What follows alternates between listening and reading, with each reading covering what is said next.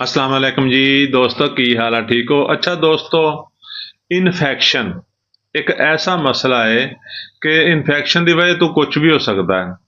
अगर किसी बंदे नूं कोई गले का मसला है, कोई लंग्स का मसला है, कोई फेफड़ियां का मसला है, कोई ऐसा इशू आ ਉਹਦੇ वाइट ब्लड सैल ਵੱਧ गए ने, वो MBBS डॉक्टर को जाता, वो कहता टैसट कराओ।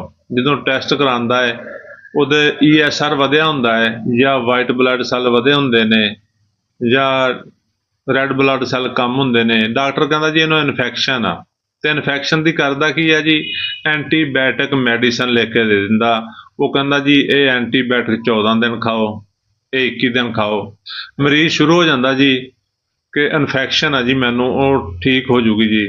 ਬਾਜ਼ ਲੋਕ ਠੀਕ ਹੋ ਜਾਂਦੇ ਨੇ, ਬਾਜ਼ ਨੂੰ ਨਹੀਂ ਵੀ ਫਾਕਾ ਹੁੰਦਾ।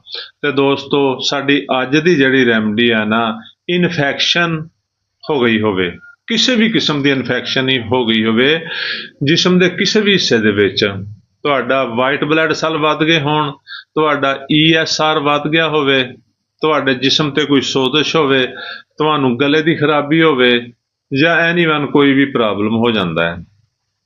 ਇਨਫੈਕਸ਼ਨ ਵਾਸਤੇ ਅਗਰ ਤੁਹਾਨੂੰ ਡਾਕਟਰ ਐਂਟੀਬਾਇਓਟਿਕ ਲਿਖ ਕੇ ਦਿੰਦਾ ਹੈ ਕਿ ਤੁਸੀਂ ਜੀ 20 ਦਿਨ ਖਾਣੇ ਆ ਜਾਂ 21 ਦਿਨ ਖਾਣੇ ਆ ਜਾਂ 14 ਦਿਨ ਖਾਣੇ ਆ ਜਾਂ ਬਾਜ਼ਕਾਤ 1.5 ਮਹੀਨੇ ਤੱਕ ਵੀ ਖਾਣੇ ਪੈਂਦੇ ਨੇ, ਜਾਂ ਤੁਹਾਨੂੰ ਐਂਟੀਬਾਇਓਟਿਕ ਇੰਜੈਕਸ਼ਨ ਲਿਖ ਕੇ ਦਿੰਦਾ ਹੈ ਕਿ ਜੀ ਇਹ ਤੁਸੀਂ ਰੋਜ਼ ਲਵਾਓ, ਤੁਹਾਨੂੰ ਕੋਈ ਜ਼ਰੂਰਤ ਨਹੀਂ ਕਿਸੇ ਐਂਟੀਬਾਇਓਟਿਕ ਦੀ, ਨਾ ਕੋਈ ਐਂਟੀਬਾਇਓਟਿਕ ਲਵਾਉਣ ਦੀ ਜ਼ਰੂਰਤ ਆ। ਤੁਸੀਂ ਹੋਮੀਓਪੈਥਿਕ ਦਵਾਈ ਲਓ, ਤੁਸੀਂ ਦੇਖੋਗੇ ਜਿਹੜਾ ਇਨਫੈਕਸ਼ਨ 21 ਦਿਨ 'ਚ ਮਹੀਨੇ 'ਚ ਠੀਕ ਹੋਣਾ ਹੈ, ਉਹ ਇਨਫੈਕਸ਼ਨ ਤੁਹਾਡਾ ਚੰਦ ਦਿਨ ਦੇ ਵਿੱਚ ਠੀਕ ਹੋ ਜਾਏਗਾ। ਤੇ ਦੋਸਤੋ, ਕਰਨਾ ਕੀ ਆ, ਇਹ ਦੇਖੋ ਹੋਮੀਓਪੈਥਿਕ ਦਵਾ ਪਾਇਰੋਜੀਨਮ 200 ਤਾਕਤ ਦੇ ਵਿੱਚ ਲਓ।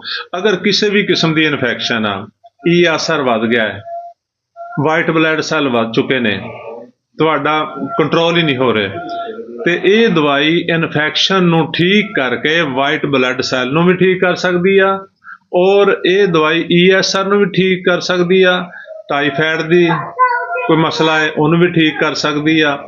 ਯਾਨੀ ਕਿ ਕਿੱਸਾ ਮੁਕਤਸਰ ਕਿ ਅਗਰ ਐਨੀਵਨ ਕੋਈ ਵੀ ਇਨਫੈਕਸ਼ਨ ਹੋ ਚੁੱਕੀ ਆ, ਉਹਦੇ ਨਾਲ ਜਿਸਮ 'ਚ ਕੋਈ ਵੀ ਵਿਗਾੜ ਪੈਦਾ ਹੋ ਗਿਆ ਹੈ, ਇਹ ਦਵਾਈ ਉਹਨੂੰ 100% ਠੀਕ ਕਰਨ ਦੀ ਸਲਾਹੀਅਤ ਰੱਖਦੀ ਆ। ਇਸ ਦਵਾਈ ਦਾ ਨਾਮ ਹੈ ਪੈਰੋਜੈਨਮ 200 ਤਾਕਤ ਦੇ ਵਿੱਚ 5 ਕਤਰੇ ਦਿਨ ਦੇ ਵਿੱਚ ਇੱਕ ਦਫਾ 10 ਤੋਂ 15 ਦਿਨ ਇਸਤੇਮਾਲ ਕਰੋ, ਇਨਸ਼ਾਅੱਲਾ ਤੁਸੀਂ ਠੀਕ ਹੋ ਜਾਓਗੇ।